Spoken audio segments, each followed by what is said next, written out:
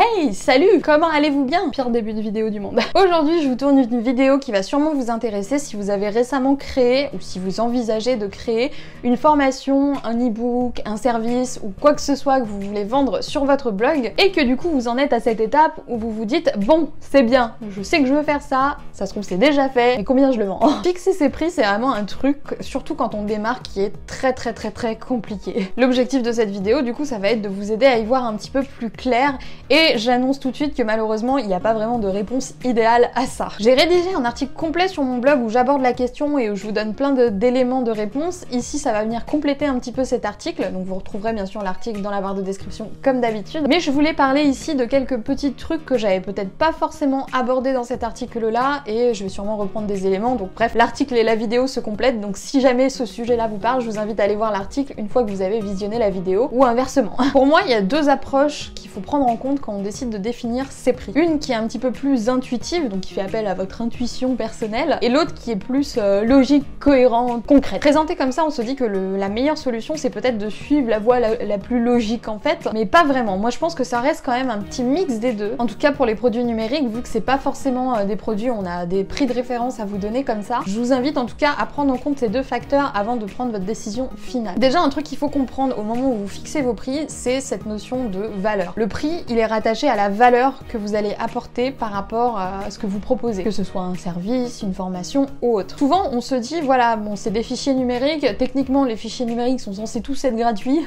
donc c'est difficile de les vendre, etc. Mais ça, c'est une idée reçue. Pour illustrer un petit peu cet exemple, j'ai envie de vous parler de l'iPhone 10, que je n'ai pas, parce qu'il coûte une blinde. Justement, l'iPhone 10, j'ai regardé un petit peu avant de tourner cette vidéo le prix des composants, à combien ça revenait, et il revient à peu près à 345 € en valeur de base. C'est-à-dire que juste les composants, si vous achetez les composants et que vous le faites vous-même, ce qui me paraît quand même un peu compliqué, mais bon, ça revient à 345 € à peu près. Or, l'iPhone 10 s'achète à plus de 1000 €. Mais il y a quand même des gens qui l'achètent. Pourquoi? Parce que on va pas juste acheter les composants, on va pas juste acheter un portable quand on achète un iPhone 10. On achète un petit peu toute la valeur que ça nous apporte autour. Voilà, après, on aime Apple, on n'aime pas, là n'est pas la question, mais c'est pour illustrer un petit peu ce que je veux dire par rapport à la valeur. Par exemple, quand on achète un iPhone 10, donc on achète ça parce que on aime beaucoup le design, parce que on a le sentiment de faire l'acquisition d'un produit de luxe, ou il y a aussi ce petit sentiment d'appartenance à la Apple Family en mode Team Apple, vous voyez. Il y a plein de raisons qui motivent ça, mais c'est jamais rattaché au prix direct que ça vous coûte, ou au prix direct que les composants et que l'objet en lui-même coûte. C'est aussi ce qu'il va vous apporter, parce que maintenant, en tout cas à notre époque, un smartphone, c'est pas juste avoir un téléphone qui nous permet d'appeler de temps en temps, c'est vraiment avoir un objet qui est un petit peu au centre de nos vies, qui va nous apporter beaucoup généralement pendant plusieurs années et dont on va se servir quasiment toute la journée. Et on est vraiment très accro au portable. C'est pour ça qu'on peut se permettre, entre guillemets, de vendre des iPhones à plus de 1000 €, parce que la valeur qu'apporte un iPhone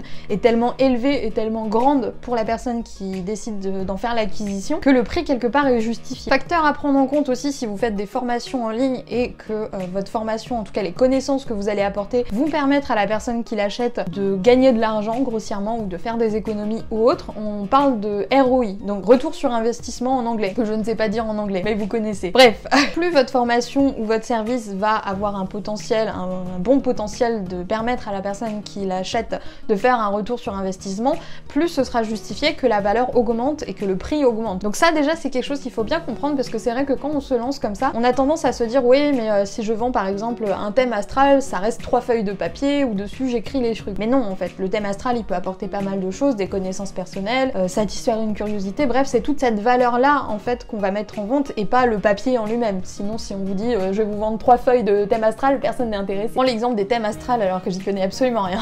Moi un truc aussi que j'aimerais vous conseiller, en tout cas si vous êtes débutant et que c'est votre premier produit que vous mettez en vente, etc., que vous avez tout simplement une petite audience, donc pas énormément de personnes qui vous suivent, c'est de faire du prix votre avantage concurrentiel. Donc regardez un petit peu au niveau de la concurrence qui se fait, là on part dans la partie cohérente, hein. Pour des produits à peu près équivalents, vous voyez un petit peu ce que les gens peuvent demander en termes de prix, vous vous basez là-dessus, et moi j'aurais tendance, même si tout le monde n'est pas d'accord avec ça, à proposer un prix légèrement plus bas parce que je suis débutante, je suis nouvelle, etc. et que personne me connaît. Bien sûr, au fil du temps, cette valeur-là, elle va pouvoir augmenter parce que vous allez avoir plus de notoriété, parce que vous allez avoir plus de témoignages, parce que vous allez avoir plus de connaissances aussi, ce qui peut être le cas si vous vous lancez en tant que blogueur débutant par exemple, et que vous apprenez au même rythme que vos lecteurs, forcément les connaissances que vous aviez au début, elles seront plus les mêmes dans 3 ans. Donc ça aussi c'est quelque chose qu'on peut prendre en compte. Les prix sont très évolutifs, en particulier pour des produits numériques ou des services type coaching, mentoring, etc. Très important aussi, un bon prix, c'est un prix avec lequel vous êtes à l'aise. Si vous mettez par exemple un produit à 1000 € et que vous n'êtes pas à l'aise à l'idée de vendre quelque chose à 1000 €, ça va être un petit peu embêtant. Il faut que vous voyez aussi au rapport de ce que ça vous demande comme travail et que vous fixiez plus ou moins un tarif à l'heure si jamais vraiment vous n'arrivez pas à fixer quoi que ce soit comme prix. Par exemple, si vous vous dites, bon, mon tarif à l'heure, je veux que ça soit 50 € de l'heure, je veux pas travailler pour moins, ou alors c'est pas rentable pour moi de travailler pour moins, ce qui est possible, hein, vu les cotisations qu'on se tape.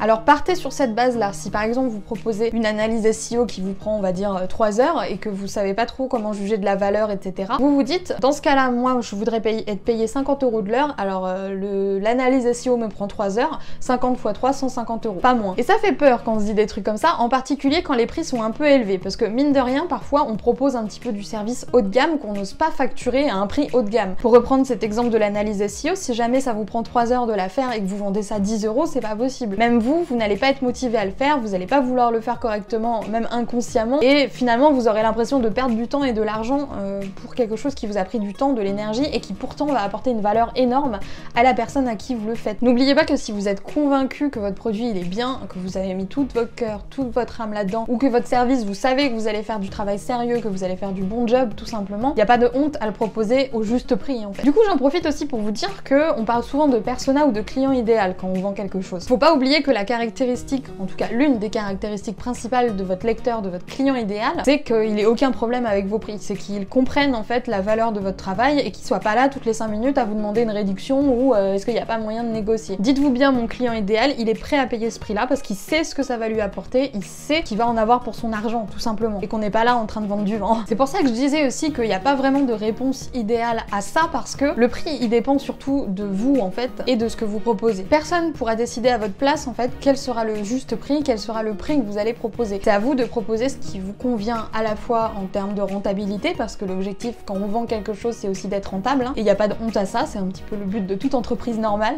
Et aussi parce que il faut que vous soyez à l'aise avec ce prix-là. Si par exemple vous vendez des choses beaucoup trop chères par rapport à la valeur que vous pensez pouvoir apporter, vous allez pas être à l'aise et inconsciemment ou consciemment il va se passer des choses qui vont faire que finalement vous n'allez pas vendre au prix que vous avez fixé. C'est pour ça que je parlais beaucoup d'intuition au début de cette vidéo parce que c'est vous en fait qui êtes guidé, il y a personne mieux que vous qui peut savoir combien vendre ça. Et parfois vous vous dites bon le service ou le produit vaut tant et le temps en question vous paraît un petit peu cher. Donc vous n'êtes pas forcément à l'aise mais d'un côté ça vous embête de mettre en dessous. Bah mettez-le au prix que vous pensez être juste en fait. Moi un truc qui me bloquait beaucoup c'est que je me basais sur mes propres a priori quand je fixais mes prix. C'est-à-dire que je me disais à l'époque, en tout cas moi j'osais pas trop acheter de formation etc. Je me disais oui mais moi j'oserais pas mettre 100, 200 € dans une formation, c'est beaucoup trop etc. Mais les gens en fait ne sont pas moi et les gens n'ont pas le même rapport à l'argent que moi et ma cible client surtout n'a pas le même rapport à l'argent que moi. Donc ne laissez pas toutes ces pensées parasites qui ne vous appartiennent qu'à vous finalement vous empêcher de vendre au juste prix, de vous empêcher de vendre un produit auquel vous pensez qu'il devrait être vendu. Ne vous bradez pas non plus parce que ça aussi c'est un défaut qu'on a, c'est qu'on se brade et forcément on n'est pas rentable et forcément on peut pas continuer en n'étant pas rentable en fait. Cette vidéo était vachement théorique donc je vous invite encore une fois à aller jeter un coup d'œil à l'article qui se trouve dans la description où je vous donne beaucoup plus d'éléments pour définir avec plus de précision vos prix, en particulier si vous avez des produits numériques. Mais c'était important pour moi de vous parler aussi de toutes ces idées reçues que j'aborde peut-être pas forcément dans mon article et qui pourtant sont essentielles quand on est en train de décider à quel prix on va vendre son ou ses produits. Du coup, qu'est-ce que vous en pensez? Est-ce que vous avez une méthode particulière pour déterminer le prix de vos produits? Sur quoi vous vous basez? Est-ce que vous êtes un petit peu d'accord ou pas d'accord avec ce que j'ai dit? N'hésitez pas à partager votre avis dans les commentaires, je serais ravie de vous lire et c'est toujours intéressant de débattre sur ce thème-là. C'est vrai que fixer ses prix et même l'argent en globalité dans le monde de l'entrepreneuriat, c'est toujours quelque chose d'un petit peu touchy. Donc je serais ravie d'avoir votre opinion à ce sujet-là. Moi je vais vous laisser là, je vous souhaite une très bonne journée et je vous dis à plus pour de nouvelles vidéos sur la chaîne de Wonder Weight Queen.